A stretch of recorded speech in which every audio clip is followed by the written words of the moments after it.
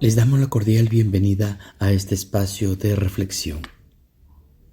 29 de agosto. Martirio de San Juan el Bautista. El martirio de Juan Bautista, decapitado por Herodes Antipas, pone de manifiesto la grandeza del alma del precursor y la plenitud de su respuesta al llamamiento de Dios.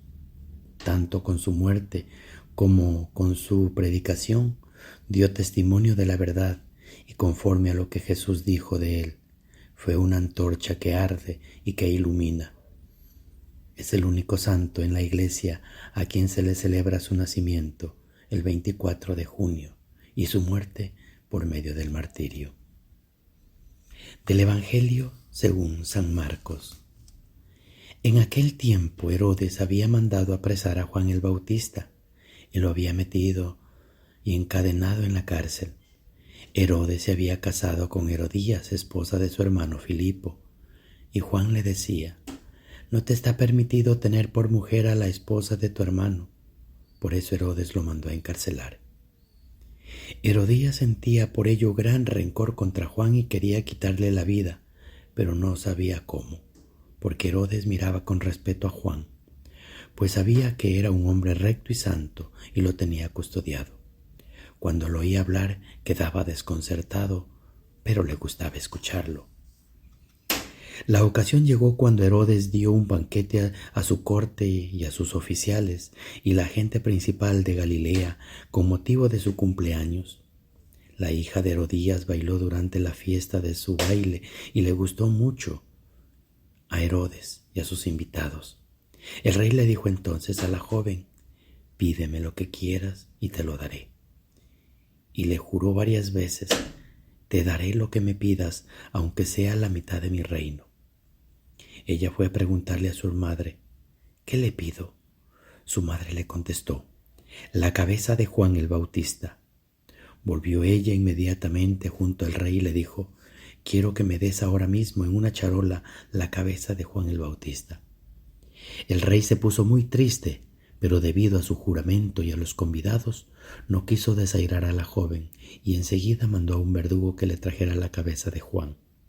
El verdugo fue, lo decapitó en la cárcel, trajo la cabeza en una charola, se la entregó a la joven, ella se la entregó a su madre. Al enterarse de esto, los discípulos de Juan fueron a recoger el cadáver y lo sepultaron.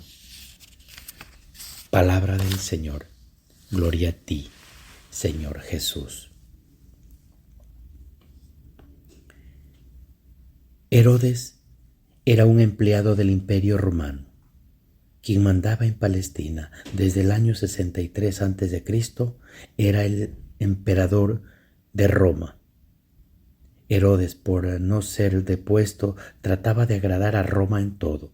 Insistía sobre todo en una administración eficiente, que nadie lucra del imperio y a él mismo. La preocupación de Herodes era su propia promoción y seguridad. Por esto reprimía cualquier tipo de subversión.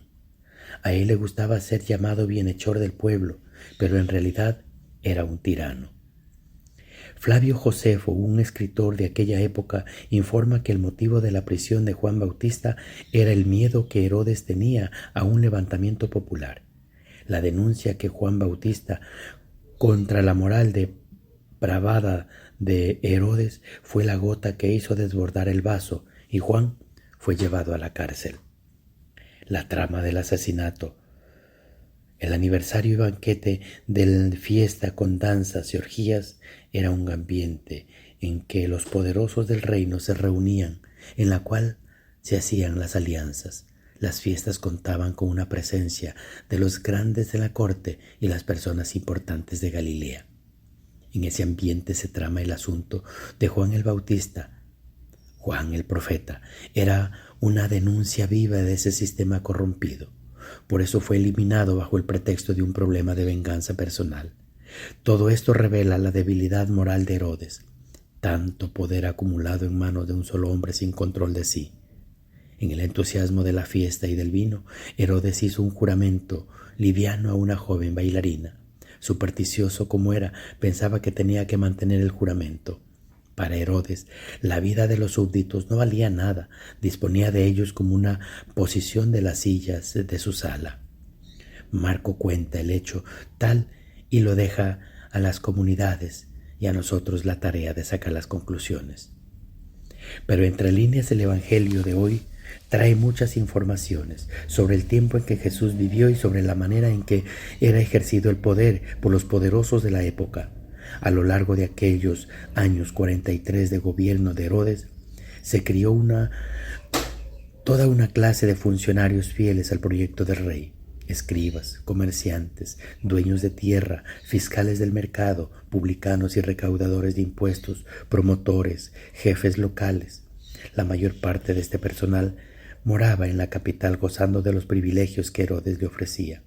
Por ejemplo, exención de impuestos. La otra parte vivía en la aldea.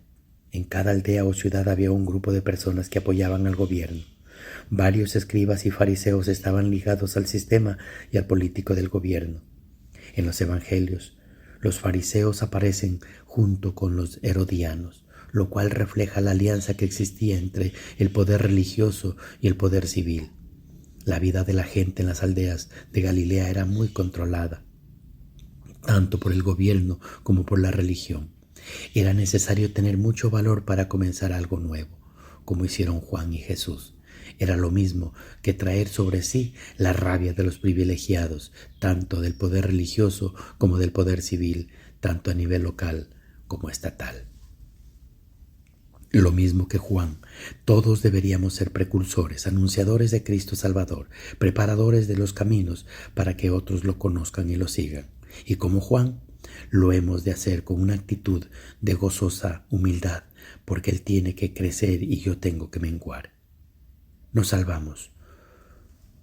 No nos salvamos nosotros, sino que con ello salvamos al mundo. No nos predicamos nosotros mismos, sino que señalamos al enviado de Dios como hizo Juan. Este es el Cordero de Dios, el que quita el pecado del mundo. No son las palabras que recordamos cada vez en la que el sacerdote nos invita a acercarnos a la comunión y que por tanto hoy podemos decir con especial énfasis. De Juan aprendemos sobre todo su reciumbre de profeta, testigo y coherencia de su conducta con las palabras que predicaba al proclamar la buena nueva de la salvación.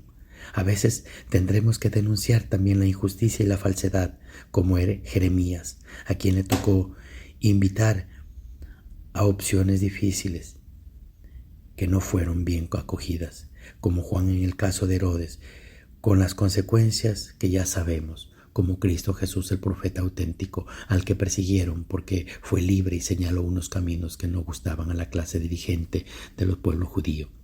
Nosotros probablemente no nos veremos amenazados de muerte por la claridad de nuestros testimonios, pero estamos dispuestos de decir palabras valientes, si es preciso de denunciar situaciones, y por eso todo, dar testimonio de una vida coherente como signo profético en medio de un mundo que se levanta en altares a dioses falsos y que aplauden conductas que no van ciertamente de acuerdo con el estilo de vida de Jesús que nos enseñaba en los evangelios. Y todo eso, a pesar de que pueda causar incomodidades y hasta persecución. Tendremos que pedir en serio a Dios con la oración del día: concédenos que así como Él murió mártir de la verdad y la justicia, luchemos nosotros valerosamente por la confesión de nuestra fe. O con la oración sobre las ofrendas: concédenos seguir tus caminos rectamente como San Juan Bautista, voz que clama en el desierto, que nos enseñó de palabra y selló con su sangre. Gloria al Padre, al Hijo y al Espíritu Santo, como era en el principio, ahora y siempre, por los siglos de los siglos. Amén.